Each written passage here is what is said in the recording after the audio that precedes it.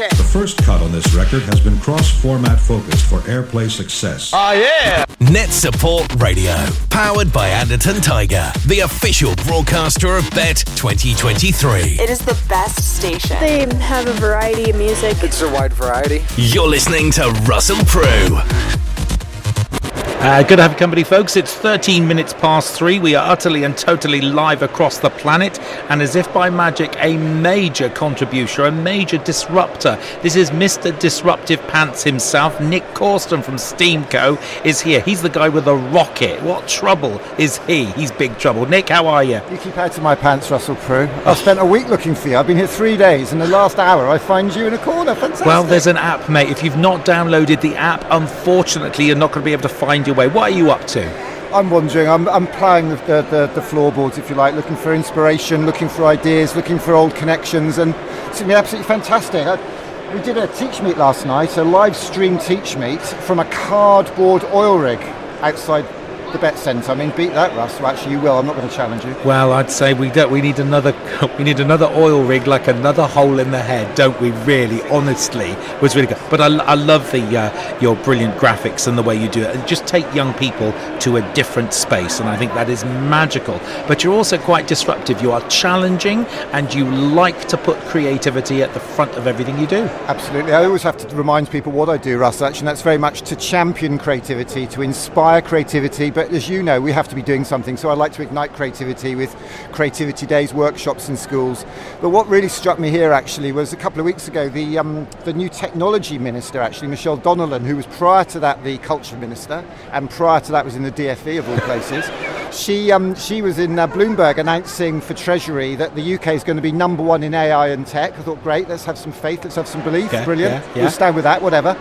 And then she said, but at the moment we have vacancies in the IT sector that represent a loss to UK GDP of, how much do you think, Russell? How much do you think? Billions. It's in the billions. It's 150 billion I'm not at all pounds a year. surprised. That does not shock me. And I hate to say, I'm not going to get political on the show because I know you don't like that, but we've got a lovely little hashtag that one of your contributors earlier gave us, actually, long COVID. Because we've focused almost relentlessly on literacy and numeracy, which are obviously important, but at the expense of other skills that a lot of young people desperately need.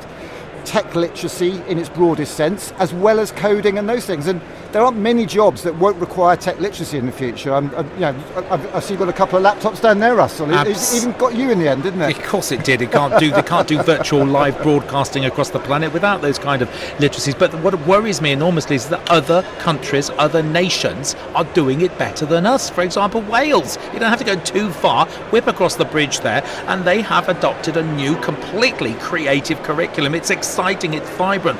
They've put creativity at the start. The Arts Council are involved. Graham Donaldson's written a crackingly exciting new curriculum, and the schools are getting involved. They're not the richest of schools, but they're scraping money together to buy radio stations. I have 25 radio stations in Wales, and that has happened in the last 5 years because they're scrambling to get opportunities for creativity. It's quick, it's easy. You know how this kind of works for everyone. Everyone's got a face for radio. It just works, whatever. What are we doing here?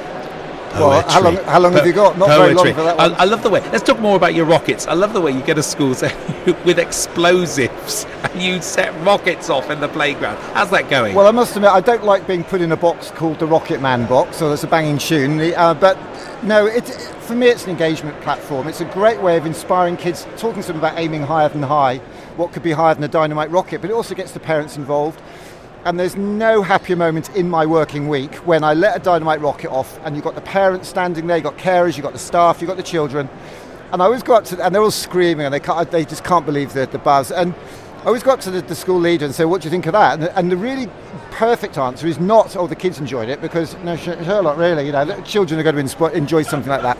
But the important thing for me is, did your colleagues enjoy it? Did it help? Did they get something from being off curriculum? Did your community enjoy it? Are those children going to talk about what they did at school with their families that evening? Because if we can build those bridges between school and home, I think we're making major inroads. And that's really what Steamco's always been about. It's been about connecting kids with their art and our communities with our schools. And I think there'll be a lot of benefits, because if communities start understanding what goes on in our schools, start understanding the work of leaders and teachers in schools, there's going to be a much greater empathy there, which I think is going to play to everybody's favour. Amen. You're talking to the converted here. Now, folks want to connect with you, want to book you. They want you to bring a shed load of explosives. But I mean, Pete, you said people standing by, not to mention the health and safety officer, and of course, just on the environmental service. I love it. It's so exciting. It's this level of disruption we need. Where can folks connect with you? It's just check us out on Steamco, hashtag RocketKids23, hashtag Our Creativity 23, and I've got a massive announcement for you, Russell Prue. Actually, I've just had a message this morning. Every year there's a festival in Brixton, in Brockwell Park, called the Brockwell Bounce. So they have a weekend festival for the public. Last year, Madness one weekend, and another weekend, another load of bands.